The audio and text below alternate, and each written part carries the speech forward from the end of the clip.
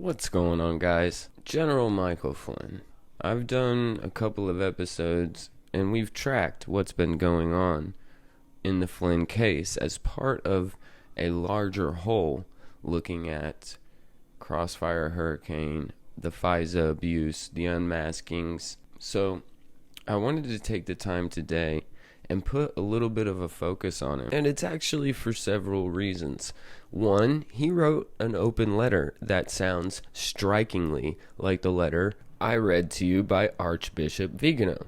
And also, I wanted to cover a series of events that's happened to him in the past few months in relation to DECLASS. Because, you know, a lot of people have fallen away from Q, and the reason why is because there's so much Q bullcrap out there, and people don't even really know how to decode the actual Q posts. A lot of people don't even know how to get to the Q posts, but for whatever reason, it's become a bit of a pariah, and I have to say, it has to do with the mainstream media pounding it and pounding it and pounding it. Oh, you're a Qer, you're a Q-tard, da-da-da-da. It's working. It even works in the truther community. Because I'll say this about Q. There's no reason in the world why you can't ingest that information. If you are this truther and you claim to be, able to decipher and discern, then there's no reason why Q can't be part of a greater whole, like a mosaic of information that you take in. And if people get freaked out and become a cult around them, that's their problem. Not Q's problem, not your problem. Anyways, I say all that to say this. Q did call it a great awakening, and he has shined light on a lot of things that needed light shined on it. And we need to be more accepting of people and their ideas, and we don't want to be like the Marxists and be shutting down people just because their ideas are different than ours, or we think that we know better than they do. It is a great awakening, and it should involve everybody from all political spectrums, as long as they are seeking the truth in good faith. So, yes, I wanted to make a Flynn video covering his letter that he wrote. I wanted to make a Flynn video in the context of DECLASS that Q talked about for years, and that I feel like happened right in front of our eyes, and it just kind of went on by us. And then the third reason was because on the 4th of July, I saw this on Twitter. And you may or may not know this, but for a while now, people in the Q community have been taking the oath of office to defend and support the Constitution and sharing it on Twitter. And so it wasn't just this that was there, it was also this. I, Flynn, do solemnly swear that I will support and defend the Constitution of the United States Constitution of the United States against all enemies, foreign and domestic, against all enemies, foreign and domestic, that I will bear true faith and allegiance to the same, that I will bear true faith and allegiance to the same, that I take this obligation freely, that I take this obligation freely, without any mental reservation, without any mental reservation, or purpose of evasion, or purpose of evasion, and that I will well and faithfully discharge the duties of the office on which I am about to enter. So help me God.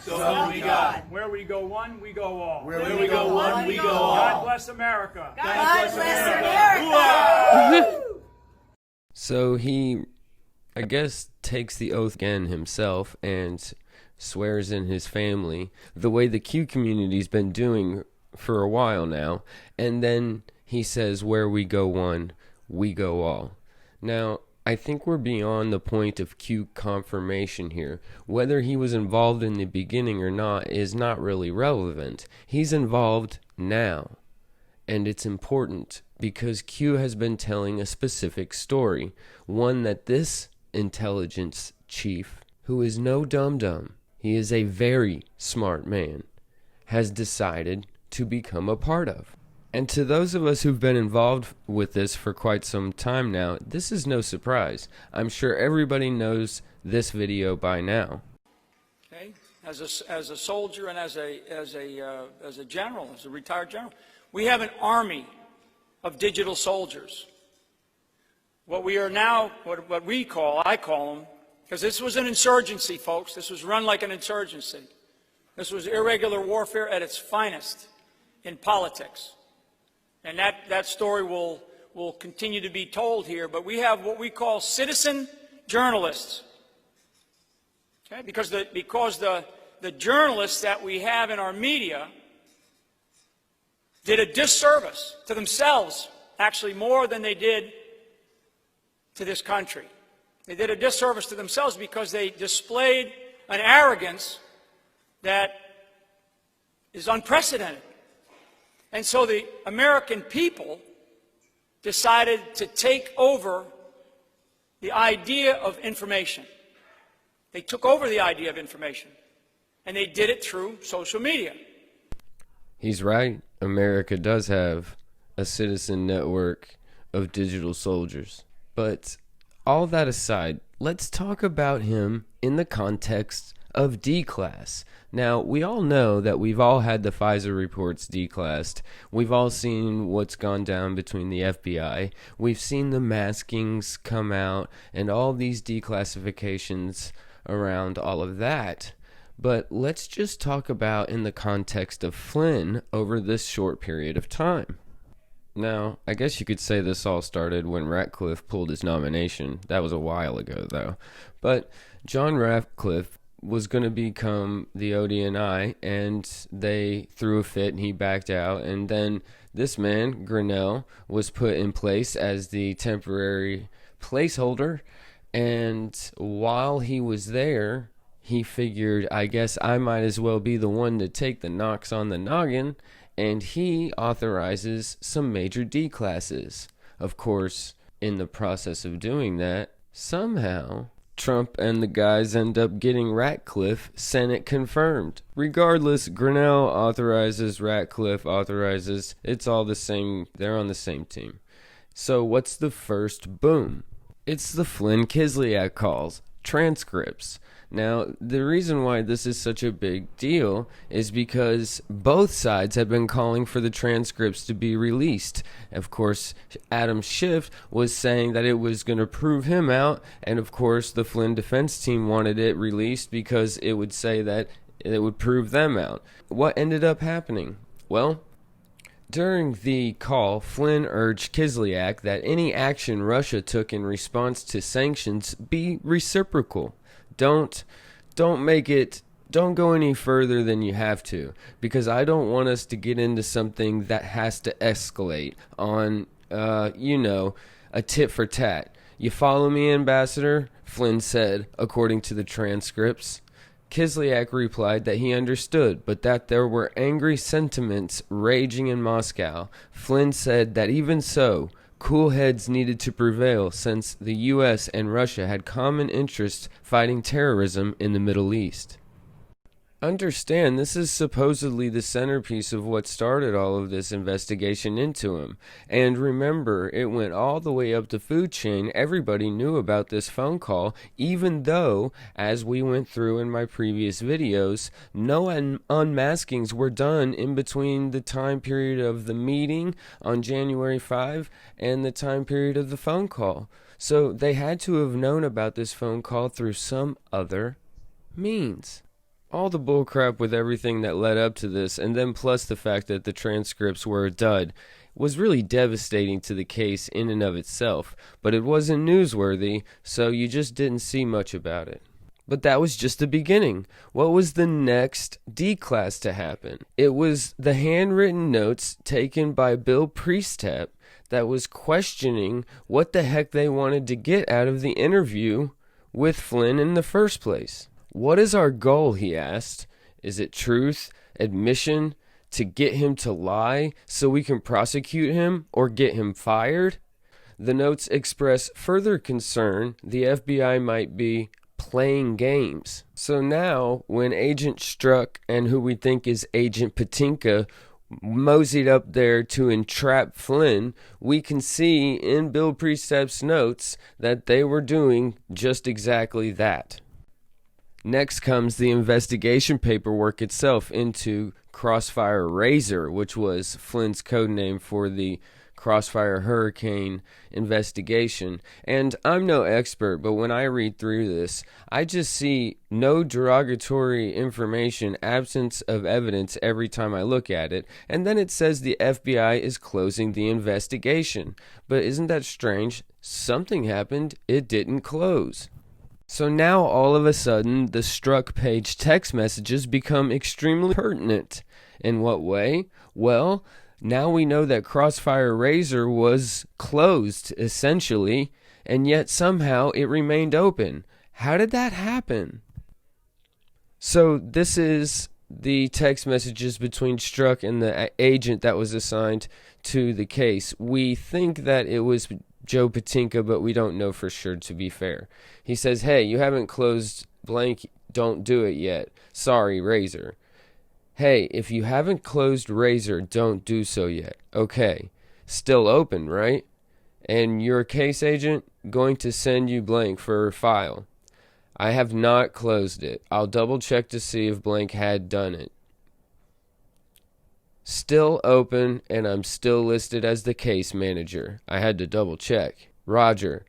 Couldn't raise blank earlier. Please keep it open for now. Will do. This is to Page. Razor still open, but serendipitously good, I guess.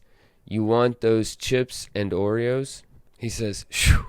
But yeah, that's amazing that he is still open. Good, I guess. Yeah, our utter incompetence actually helps us. 20% of the time, I'm guessing. And you guys know you'll get all the source material down in the comments, but there was nothing to the Kislyak call. They used confidential human informants. They searched his bank accounts. The agent in charge said he couldn't find anything. And Strzok comes running down after a meeting that he has, and he tells him, don't close the case. I read you the text messages that he sent earlier, but this article goes on to have even worse text messages.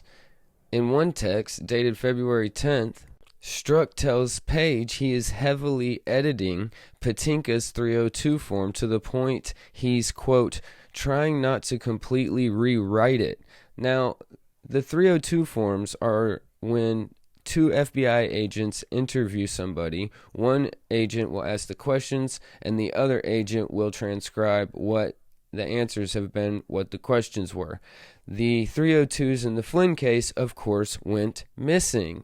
And so all of this missing 302 situation that was being told to his lawyers and such, in the meantime, these are the text messages that Strzok is sending. Goes on to say other messages reveal that Page, who did not attend the interview and wasn't even an FBI agent, reviewed the 302 form and made editing suggestions.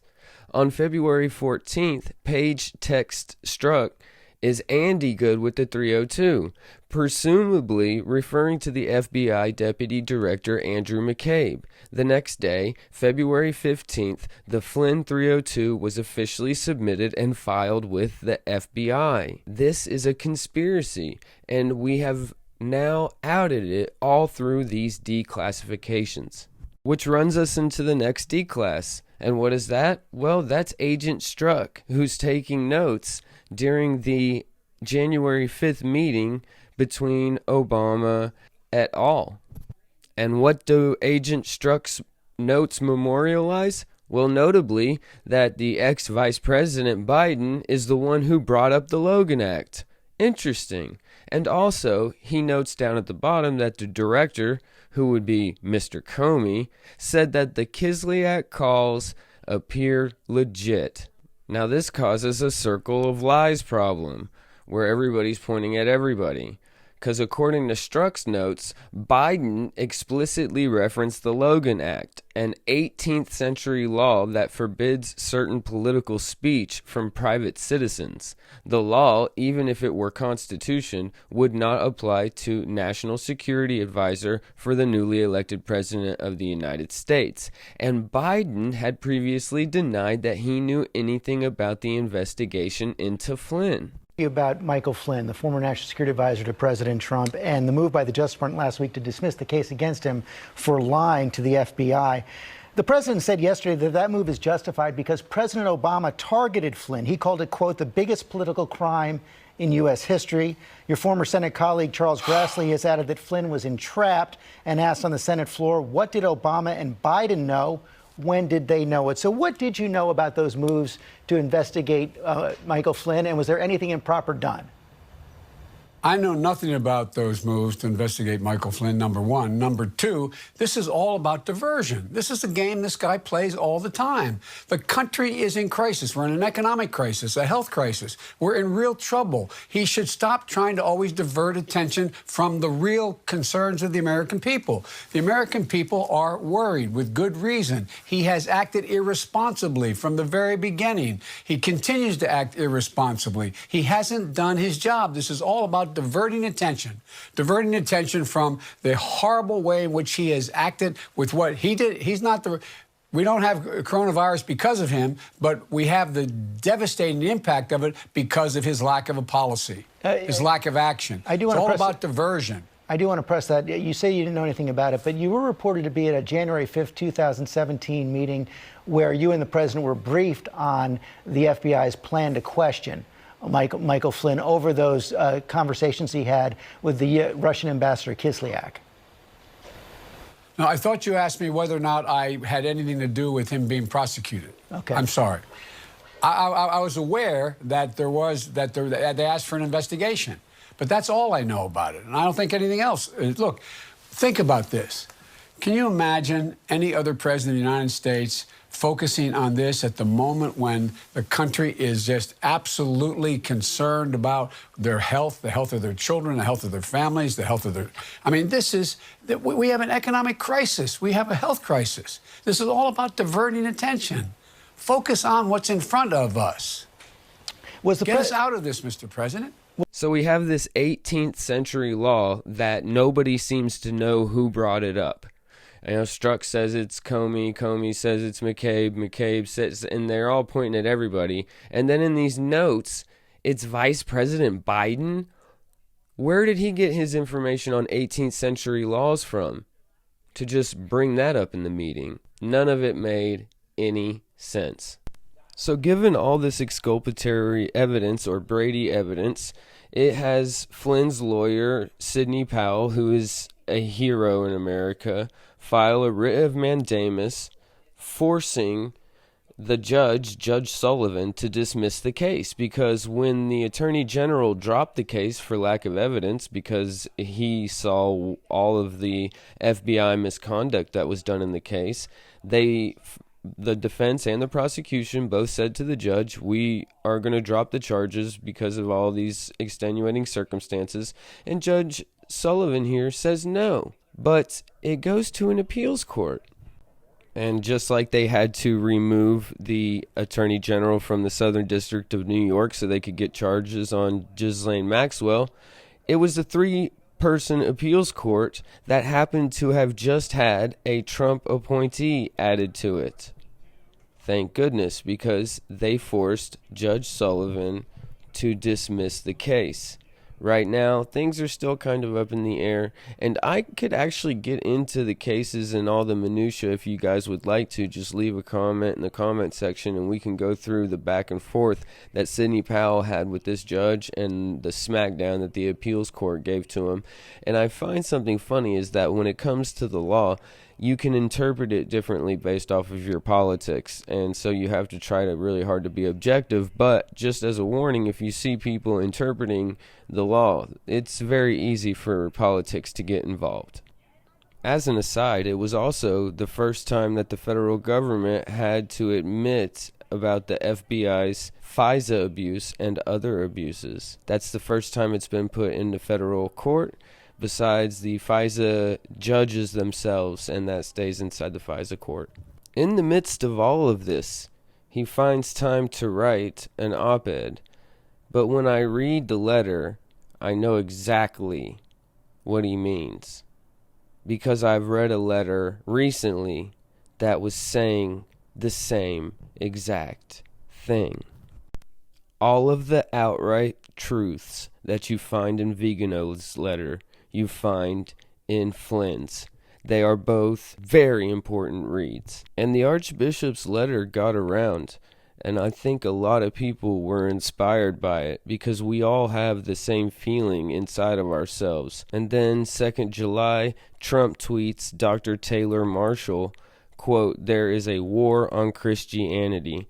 And if you haven't subscribed to Dr. Taylor Marshall or you don't follow him on YouTube, I recommend you go over there and subscribe to his channel. He covers the religious part of this really, really well, and he is a Catholic.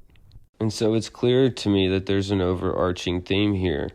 This is not just a war of material. This is a spiritual battle.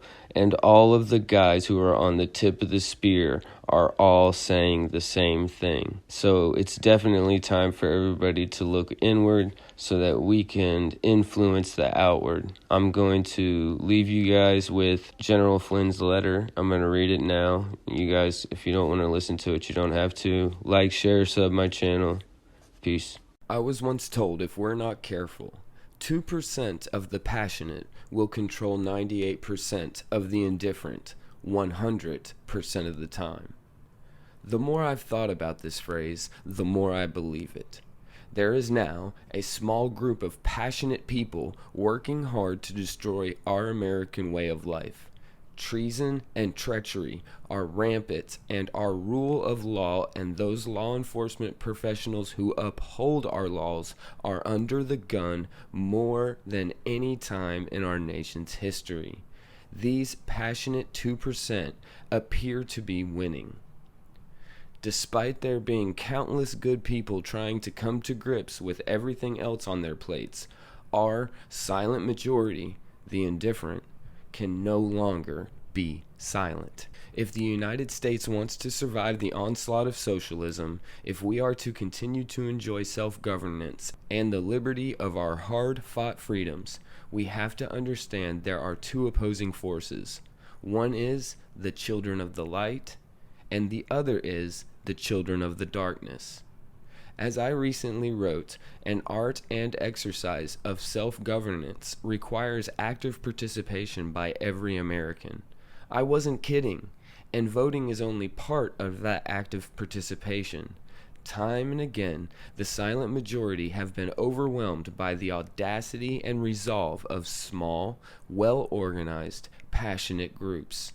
It is now time for us, the silent majority, to demonstrate both. The trials of our current times, like warfare, are immense and consequences severe, and these seem inconquerable. As a policewoman from Virginia told me, people don't feel safe in their own homes, and our police force is so demoralized we cannot function as we should. In my 23 years with my department, I have never seen morale so low. Another woman from Mississippi told me that we need our leaders to, quote, drop a forceful hammer. People are losing patience. It simply must be stopped. Laws must be enforced. No one is above the law. Don't fret. Through smart, positive actions of resolute citizen patriots, we can prevail. Always keep in mind that our enemy, these dark forces, invariably have difficulties of which we are ignorant. For most Americans, these forces appear to be strong. I sense they are desperate. I also sense that only a slight push on our part is all that is required to defeat these forces. How should that push come? Prayers help, and prayers matter, but action is also a remedy. Our law enforcement professionals, from the dispatcher to the detective, and from the cop to the commissioner, are a line of defense against the corrupt and the criminal. It is how we remain, for now, in a state of relatively peaceful existence. We must support them with all our being. They are not the enemy. They bring light to the darkness of night through their bravery and determination to do their jobs without fanfare and with tremendous sacrifice. The silent majority tend to go the way of those leading them. We are not map or mind readers. We are humans fraught with all the hopes and fears that flesh is heir to. We must not become lost in this battle. We must resoundingly follow our God-given common sense. Seek the truth. Fight for it in everything that is displayed before you. Don't trust the fake news or the false prophets. Trust your instincts and your common sense. Those with a conscience know the difference between right and wrong, and those with courage always choose the harder right over the easier wrong. I believe the attacks being presented to us today are part of a well-orchestrated and well-funded effort that uses racism as its sword to aggravate our battlefield dispositions. This weapon is used to leverage and legitimize violence and crime, not to seek or serve the truth. The dark forces' weapons formed against us serve one purpose: to promote radical social change through power and control. Socialism and the creation of a socialist society are their ultimate goals. They are also intent on driving God out of our families, our schools, and our courts. They are even seeking the very removal of God from our churches, essentially hoping to remove God from our everyday lives. Remember, we will only remain united as one nation under God. And yes, there is a resistance movement by the forces of the darkness. However, we must also resist these onslaughts and instead take an optimistic view of our situation. Like war, optimism can be pervasive and helps to subdue any rising sense of fear. We must, however, be deliberate about our optimism. Otherwise, we may get lost in discouragement and despair of any failings we encounter. We must be tenacious in the ultimate end we wish to gain. That end is to remain an unwavering constitutional republic based on a set of Judeo-Christian values and principles. We must not fear these, and instead embrace each. Our path requires course corrections. To move our experiment in democracy forward, we should fight and reject the tired and failed political paths and instead pursue a more correct path that shines a bright light on liberty, a path with a greater and greater control of our livelihoods instead of being controlled by fewer and fewer of the too long in power politicians. They have discarded us like old trash. Our will, our individual liberties and freedoms remain powerful forces and must be understood and applied smartly. We must not be overly stubborn. Following the Constitution as our guide and adapting to change as we have throughout history, we learn more about what freedoms humans desire. At times, however, we have to fall back on what got us here. We cannot afford to lose our God-given human rights and the strong inner desire for freedom to choose and to breathe the fresh air of liberty. We must stand up and speak out to challenge our so-called leaders of government. We put them in charge. We can remove them as well. It is through our rights and privileges as American citizens that we challenge the political class and leverage our election process so we the people can decide who governs. We must not allow a small percentage of the powerful to overtake our position on America's battlefield. We, as free-thinking and acting individuals, must control how we will live and not allow a few passionate others to change our way of life.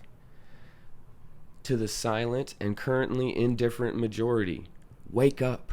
America is at risk of being lost in the dustbin of history to socialism. The very heart and soul of America is at stake. In war, as in life, most failures come from inaction. We face a pivotal moment that can change the course of history of our nation.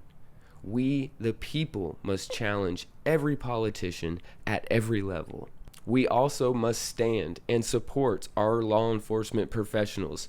They are the pointy end of the spear defending us against anarchy. Now is the time to act. General Michael Flynn.